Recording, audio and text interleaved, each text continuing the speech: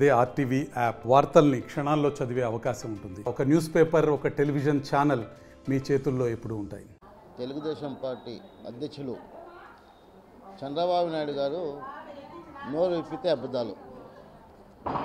కేవలం అధ్యక్షుడే కాదు, వారి నాయకులు, కార్యకర్తలు ప్రతి ఒక్కరూ ఒక మాట చెప్పాలంటే అది అబద్ధం తప్పితే వేరేది ఉండదు. నాకు తెలిసినంతవరకు ఈ మధ్య టీడీపీలో ఎవరైనా కొత్త వాళ్ళు చేరాలంటే, వైఎస్ఆర్ కాంగ్రెస్ పార్టీ నుంచి వేరే పార్టీ నుంచి చేరాలంటే కూడా వాళ్ళకు కూడా అబద్ధాలు చెప్పే అర్హత ఉంటేనే ఆ పార్టీలో చేర్పించుకునేట్టు ఉన్నది. ఎందుకంటే 2 రోజుల క్రితం ఒక ముస్లిం యువకుడు అసలు రాష్ట్రంలో 2019 నుంచి 24 వరకు విద్య అనేది సర్వనాశనం చేశానని చెప్పడం జరిగింది. అసలు అతను మన రాష్ట్రంలోనే ఉన్నాడా, మన జిల్లాలోనే ఉన్నాడా అనేది నాకు డౌట్ వస్తుంది. ఎందుకంటే మనం ఒకసారి ఆలోచిస్తే దివంగత ముఖ్యమంత్రి మహానాయకులు వైఎస్ రాజశేఖర రెడ్డి గారు తమ ముఖ్యమంత్రిగా ఉన్నప్పుడు మైనార్టీల కోసం 4% రిజర్వేషన్ తెప్పించి మైనార్టీ పిల్లలు కూడా చదువుకోవాలి, ఒక ఉన్నత స్థానంలో రావాలనే ఉద్దేశంతో, మంచి ఉద్దేశంతో వారు రిజర్వేషన్ ఏర్పాటు చేశారు. ఆ రిజర్వేషన్ వల్ల మా ఇంట్లోనే నా కొడుకు బీకామ్ చదివినాడు, నా కూతురు డిఫార్మసీ చేసింది ఉచితంగా. తన తండ్రి ఆశయ సాధన కోసం రాజకీయాల్లో వచ్చిన వైఎస్ జగన్మోహన్ రెడ్డి గారు, మా అధినాయకుడు, మాజీ ముఖ్యమంత్రి గారు ఒక 4 అడుగులు ముందుకేసి మైనార్టీ రిజర్వేషన్లో ఉద్యోగాలకు, రాజకీయం కూడా ప్రవేశపెట్టడం జరిగింది. అదేవిధంగా ఈరోజు భారతదేశంలో ఏ రాష్ట్రం లేనటువంటి గవర్నమెంట్ పాఠశాలను నాడు నేడు దానిలో ఒక అద్భుతమైన రాష్ట్ర చరిత్రలో నిలిచిపోయే విధంగా దాన్ని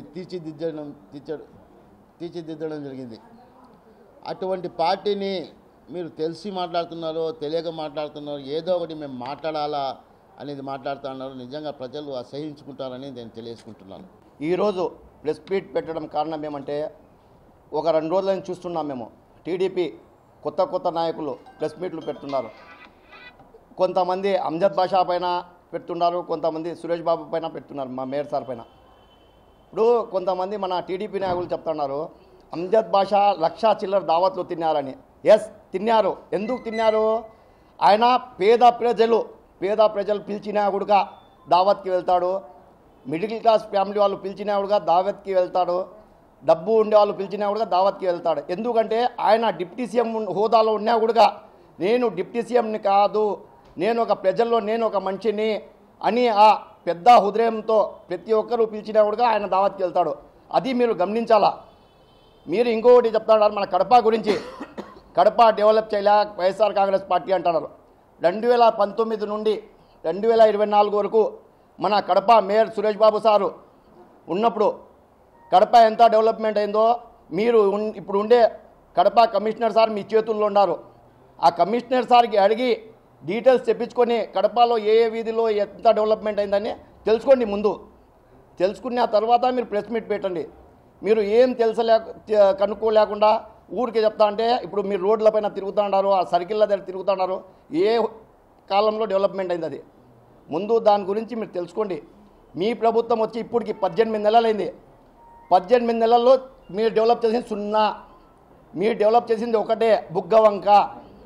ఆ బుగ్గవంకకు 3,60,00,000 90 లక్షలు అని ఖర్చు పెట్టినారంటున్నారు. దానికి పెట్టింది 30 లక్షలు 40 లక్షలు, మిగతా డబ్బు అంతా సహా అది మీరు డెవలప్ చేసింది. మిగతాది ఏది కడపలో డెవలప్ చేయలేదు. 50 డివిజన్లలో మీ కమిషనర్ సార్ దగ్గర నుంచి డీటెయిల్స్ తెప్పించుకొని డెవలప్మెంట్ గురించి తెలుసుకోండి. మీరు తెలుసుకొని తర్వాత మాట్లాడండి. ఇంకొకటి, మైనార్టీలకు పెద్దపీట ఇచ్చింది ఎవరంటే గతంలో మన డాక్టర్ వైఎస్ రాజశేఖర రెడ్డి గారు, ఇప్పుడున్న ప్రజెంట్ 2019-24 వరకు మన వైఎస్ జగన్మోహన్ రెడ్డి గారు ఒక డిప్యూటీ సీఎం ఇచ్చినారు మైనార్టీకి. టీడీపీ ప్రభుత్వం వచ్చి ఒక ఎమ్మెల్సీ కూడా మైనార్టీకి ఇవ్వలేదు. ఎమ్మెల్సీ ఇచ్చి మీరు అనుకుంటే మన కడప అమీర్ బాబు గారికి ఎమ్మెల్సీ ఇచ్చి డిప్యూటీ సీఎం ఇవ్వచ్చు మీరు అనుకుంటే. ప్రభుత్వం మీది ఉండాలి. మీరు మైనార్టీ పైన పైన ప్రేమ చూపిస్తారు అంతవరకే. ఇప్పుడు గతంలో ఎవరో మా స్నేహితులు కూడా చెప్పినారు, పక్కన రెడ్డి సామాజిక వర్గానికి మన జనరల్ సెక్రటరీ ఉన్న వాళ్ళకి కూర్చోబెట్టుకుంటారు మీరు, నగర అధ్యక్షుడు మైనార్టీ ఉన్న వాళ్ళకి కూర్చోబెట్టుకోరు మీరు. అది గుర్తుంచుకోండి. మీరు ముందు మీరు చూసుకోండి మేమేం చేస్తున్నాము, మా పార్టీలో ఏం జరుగుతున్నది అని. అది చూసుకునే తర్వాత వైఎస్ఆర్సీపీ పైన విమర్శలు పెట్టాలని నేను ప్రతి ఒక్కరు పేరున కోరుకుంటున్నాను. ఎందుకంటే టీడీపీలో ముస్లిం మైనార్టీలకు ఉండే మన స్నేహితులు, మన అన్నదమ్ములు ఎవరున్నారో ప్రతి ఒక్కరు చెప్తున్నా, టీడీపీలో మైనార్టీకి విలువ ఉండదు. మీరు ఇప్పుడే గుర్తుంచుకోండి. మనకు విలువ ఉండాలంటే వైఎస్ఆర్ కాంగ్రెస్ పార్టీతోనే అని సాధ్యమని మీ అందరు తెలుపుకుంటున్నాను. మన మేడం గారు నోరు ఉండాలని ఎట్లా అంటే అట్లా మాట్లాడకూడదు. పార్టీ అన్నాక విమర్శలు ఉండాలా, ప్రతి విమర్శలు అనేది ఉండాలా. అది మీరు గుర్తుంచుకోవాలని ప్రతి ఒక్కరికి కోరుకుంటున్నాను. అందరికీ ధన్యవాదాలు. నమస్తే. సాయంకాలం వరకు జగన్మోహన్ రెడ్డి, అంజద్ బాషా, వైసీపీ నాయకులు, సురేష్ బాబు ఇదే పని అయిపోయింది. ఇది కాదు మేడం అభివృద్ధి అంటే. నేను చెప్తున్నాను కదా మేడం, ఇంకొక సవాల్ విసురుతున్నాను. మొత్తం ఆంధ్రప్రదేశ్ టీడీపీ నాయకులందరికీ చెప్తున్నాను. ఎందుకు చెప్తున్నానంటే నేను కేవలం కడపకి కాదు, నేను రాష్ట్ర మైనారిటీ సెల్ ప్రధాన కార్యదర్శిని కాబట్టి, నాకు పార్టీ ఆ హోదా ఇచ్చింది కాబట్టి నేను ఈ మాట మిమ్మల్ని సూటిగా అడుగుతున్నాను. ప్రతి ఒక్క పై నుంచి కింద వరకు టీడీపీ నాయకులకు సవాల్ విసురుతున్నాను. ఆ సవాల్ ఏమిటంటే, మేము చేసిన అభివృద్ధి సెల్ఫీ ద్వారా ప్రతి ఒక్క డివిజన్లలో పోతాం, ప్రతి ఒక్క చోట పోతాం, ఇది మేము చేశామని సెల్ఫీ తీసి వేస్తాం. మీరు ఇప్పుడు ఈ 2 ఏళ్లలో ఏమేం చేశారు అదే సెల్ఫీ ఎత్తి మీరు వేయగలరా? వేస్తే ఈ సవాల్ని మీరు స్వీకరించండి. మేము రేపటి నుంచే ఈ పని మొదలు పెడతాం. మీరు ఏం చేశారు, ఏ బిల్డింగ్లు కట్టినారు, ఏ మెడికల్ కాలేజీలు కట్టినారు, ఏ భవనాలు కట్టినారు, ఏ రోడ్లు వేశారు, ఏ సర్కిళ్ళు కట్టినారు, ఎంకరేజ్మెంట్ చేసేదానికి ఎన్ని కోట్ల రూపాయలు ఖర్చు పెట్టి గతంలో జరిగిన విధంగా రోడ్లు వెడల్పు చేశారు. ఇది అంతా మేము సెల్ఫీల ద్వారా కడప ప్రజలకు, రాష్ట్ర ప్రజలకు తెలియజేస్తాం. మీరు ఈ సెల్ఫీ సవాల్ని స్వీకరిస్తారా అని అందరికీ నేను సూటిగా అడుగుతున్నాను. ఇంకొకటి, ఆ తమ్ముడు చెప్తాడు గాంజాయి బ్యాజ్ ఎక్కువ అయిపోయిందంట. ఎవరున్నారు ఇప్పుడు? ఏమన్నా అంటే నార్త్ జోన్ పాతాబస్తీలో గాంజాయి బ్యాజ్ మీ వలన మీరు ఒక ముస్లిం అయి ఈరోజు నేను నిజంగా చెప్తున్నాను, ఖాజీల దగ్గర పోండి, మీరు ఎన్ని తలాకులు అవుతున్నాయి ఈ 2 ఏళ్ల కాలంలో పోయి మీరు కనుక్కోండి. కడపలో ఉండే ఖాజీలందరి దగ్గర పోండి, ఎన్ని తలాకులు విడిపోతున్నారు ఈ గాంజాయి వలన. గతంలో ఏ విధంగా పరిపాలన జరిపించామో నేను చెప్తాను మీకు. మేము 50 ఇళ్లకు ఒక వాలంటీర్ ద్వారా పరిపాలించాం. ఆ వాలంటీరు కేవలం వాలంటీర్ కాదు, ఆ 50 ఇళ్లలో ఎవరైనా తాగి వచ్చి భార్యని కొడుతున్నాడా అంటే వాళ్ళు కనుక్కొని వాళ్లకు కౌన్సిలింగ్ ఇచ్చే మహిళా ఉమెన్స్ ప్రొటెక్షన్ ద్వారా సచివాలయంలో ఆ మేడం ద్వారా చేత కాకుంటే పోలీస్ స్టేషన్కి పిలిపించుకొని పోయి ఆ వ్యక్తిని కౌన్సిలింగ్ ఇచ్చే దాఖలాలు ఉన్నాయి. అదేవిధంగా ఎవరైనా 50 ఇళ్ల పరిధిలో వ్యభిచారం చేస్తూ ఉంటే వాళ్లకు పట్టించే కార్యక్రమం జరిగింది.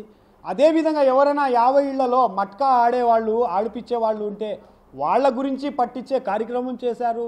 అదేవిధంగా గాంజా ఎవరైనా అమ్ముతున్నారు, ఏమైనా తాగుతున్నారంటే దాని గురించి కూడా కౌన్సిలింగ్ చేసే కార్యక్రమాలు మేము చేశాం. మీరు ఎక్కడ చేస్తున్నారు? పోయి మీరు ఆంధ్రప్రదేశ్ మొత్తం క్రైమ్ రిపోర్ట్ తీసుకోండి. మా ప్రభుత్వంలో క్రైమ్ ఎక్కువ జరిగిందా, ప్రస్తుత ప్రభుత్వంలో జరిగిందా అనేది. ఇది నోటి మాట, నేను నా పార్టీని పొగడం లేదు, వాస్తవాలు చెప్తున్నా నేను. ఆ విధంగా చేయండి మీరు. మరిన్ని వీడియోస్ కోసం ఛానల్ ని సబ్స్క్రైబ్ చేయండి, లేటెస్ట్ అప్డేట్స్ కోసం వాట్సాప్ ఛానల్ ని ఫాలో చేయండి, అండ్ లింక్ డిస్క్రిప్షన్ లో ఉంది.